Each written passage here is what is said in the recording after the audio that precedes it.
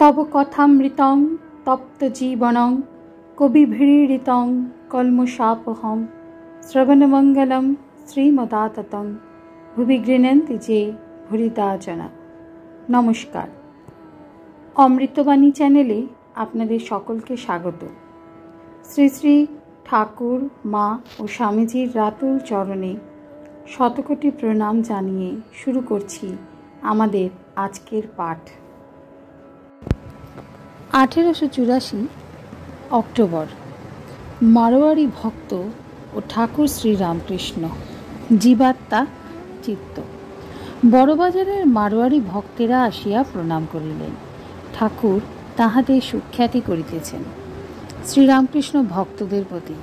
आहा, एरा जे भक्त, सकले ठाकुरेर काछे जावा, स्तब करा, प्रसाद पावा। एबार जाके पुरोहित रेखेছেন সেটি भागवतेर पंडित मारवाड़ी भक्त। आमी तोमार दास जे बोले से आमीटाके श्रीरामकृष्ण लिंग शरीर बा जीवात्मा, मन बुद्धि चित्त अहंकार ए चारिटी जड़िए लिंग शरीर। मारवाड़ी भक्त जीवात्माटीके श्रीरामकृष्ण अष्टपाश जड़ित आत्मा। और चित्त काके बोले जे ओहो करे ओठे। मारवाड़ी मृत्युर पर कि हय? माया की गीतार मत। मारवाड़ी भक्त महाराज मरले कि हय? श्रीरामकृष्ण गीतार मते मरबार समय जा भाबबे ताई हबे। भरत राजा हरिण भेबे हरिण हयेछिल, ताई ईश्वरके लाभ करबार जन्य साधन करा चाই। रात दिन तार चिंता करले मरबार समयও সেই चिंता आसबे। मारवाड़ी भक्त अच्छा महाराज, विषये बैराग्य হয় না কেন? श्रीरामकृष्ण एरই नाम माया। मायाते सत्के असत्, असत्के सत् बोध হয়। सत् अर्थात যিনি नित्य परम ब्रह्म, असत् संसार अनित्य। मारवाड़ी भक्त शास्त्र पढ़ी किन्तु धारणा হয় না কেন? श्रीरामकृष्ण पढ़ले कि हबे? साधना तपस्या चाই, ताके डाको। सिद्धि सिद्धि बोलले कि हबे? किछु खेते हय। এই সংসার কাঁটা গাছের মতো, হাত দিলে রক্ত বেরোয়।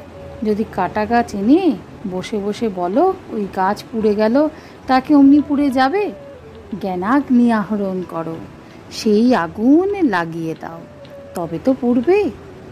সাধনের অবস্থায় একটু খাটতে হয়, তারপর সোজা পথ। বাঁক কাটিয়ে অনুকূল বায়ুতে নৌকা ছেড়ে দাও। আগে মায়ার সংসার ত্যাগ, তারপর জ্ঞান লাভ, ঈশ্বর লাভ। যতক্ষণ মায়ার ঘরের ভেতর আছো, যতক্ষণ মায়া মেঘ রয়েছে, ততক্ষণ জ্ঞান সূর্য কাজ করে না। মায়া ঘর ছেড়ে বাইরে এসে দাঁড়ালে কামিনী কাঞ্চন ত্যাগের পর তবে জ্ঞান সূর্য অবিদ্যা নাশ করে। ঘরের ভিতর আনলে আতস কাচে, কাগজ পুড়ে না। ঘরের বাইরে এসে দাঁড়ালে রোদটি কাঁচে পড়ে, তখন কাগজ পুড়ে যায়।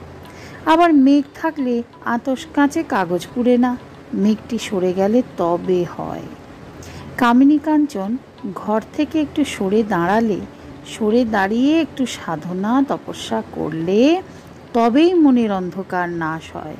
অবিদ্যা অন্ধকার মেঘ উড়ে যায়, জ্ঞান লাভ হয়। আবার কামিনী কাঞ্চনই মেঘ। আজকের পাঠ এই পর্যন্তই। নমস্কার।